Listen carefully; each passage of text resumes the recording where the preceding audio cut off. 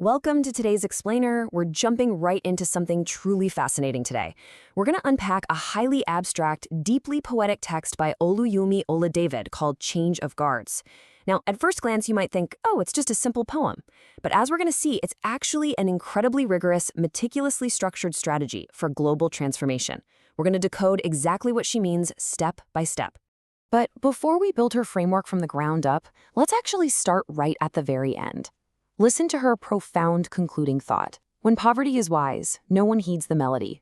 When prosperity is less so, every inch is covered by noise. Just let that sink in for a second, right?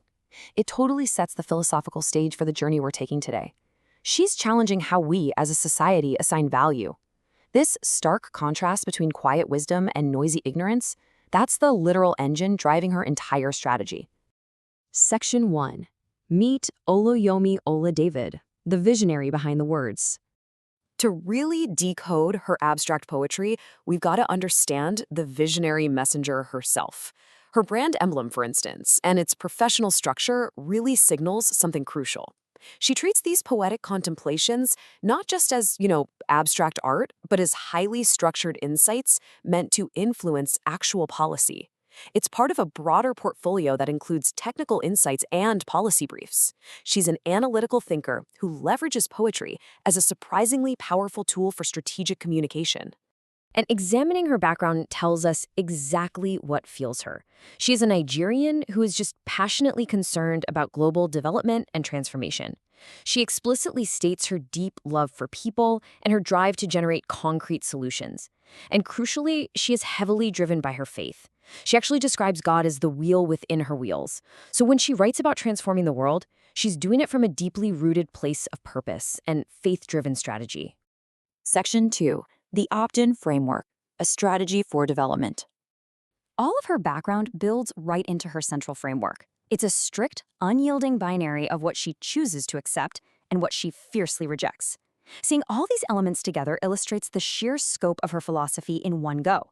We can instantly spot the overarching pattern of her worldview before we break it down into smaller pieces. Notice how one entire group represents movement, depth, and humility, while the absolute opposite represents stagnation, limitation, and pride. Section 3. Adaptability and depth, the elements of change. Let's start grouping her ideas into specific themes, kicking off with the physical elements. These represent exactly how she approaches problem solving on a global scale. The crucial point here is her absolute demand for flexibility. She actively opts into things like a bouncy ball and a stretchy garment, while firmly opting out of a set stone and a stiff rag. Basically, she completely rejects stubborn rigidity. If you're trying to transform the world, or even just your local community, you cannot have a set stone mentality. You have to opt into resilience, the ability to bounce back, and the capacity to stretch your resources and your mind without breaking.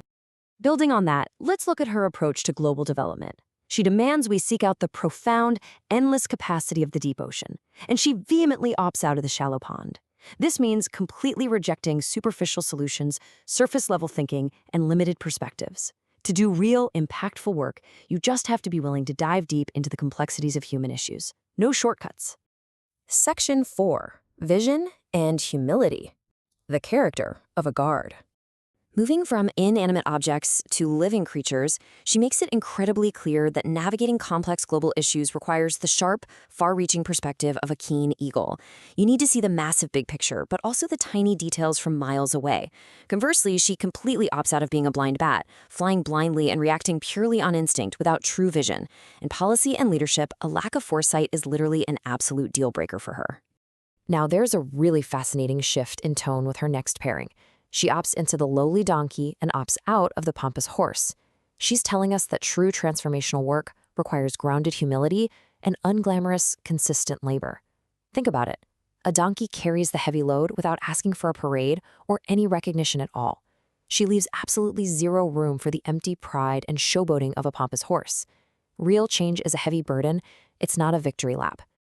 And this brings us to a conceptual pairing that is perhaps her most powerful point in the entire framework. Let's define what she means by rich ignorance, a condition she firmly rejects. Now, this isn't just about money. It's the highly dangerous state of possessing massive wealth, massive resources, or massive political power, but entirely lacking the wisdom to deploy them effectively. Having vast resources without the understanding of how to use them to actually elevate humanity, it helps absolutely no one. It's loud, it's proud, and it's completely useless. Conversely, look at what she actively values: poor sense. Now, to be clear, this doesn't mean she romanticizes poverty. Not at all. It means that having limited resources, but possessing practical, grounded wisdom and a true understanding of reality is a far more powerful tool for change than unguided wealth. She's opting into the brilliant, resourceful mind that knows exactly what to do with whatever little they have. Section 5. The Paradox of Prosperity. Wisdom versus Noise. This deep dive into humility perfectly sets up her profound, overarching commentary on modern society. We return to this haunting observation from the start. Think about those with poor sense, the lowly donkeys, the deep oceans of quiet wisdom we just looked at. Society routinely ignores their beautiful, quiet melody.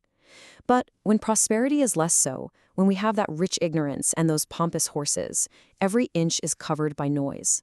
She's pointing out how foolish prosperity just deafens us with its empty noise, distracting us from the actual solutions that exist quietly in the margins. It's a devastatingly accurate critique of exactly where our modern attention goes. Section 6. A change of guards. Your role in the transformation. So what are we supposed to do with all this? A change of guards isn't about just waiting for a new politician or a new CEO to take over. It's about a fundamental shift in our own personal values. It's actively replacing the set stones with bouncy balls, the pompous horses with lowly donkeys. As we wrap up this explainer, I really want you to ask yourself a hard question based on her framework. What rigid mentalities, what stiff rags or blind bats in your own life are you going to consciously opt out of today? And even more importantly, what quiet melodies of wisdom are you going to opt into to help transform your world? The shift always starts with that choice. Thanks for exploring this incredible framework with me.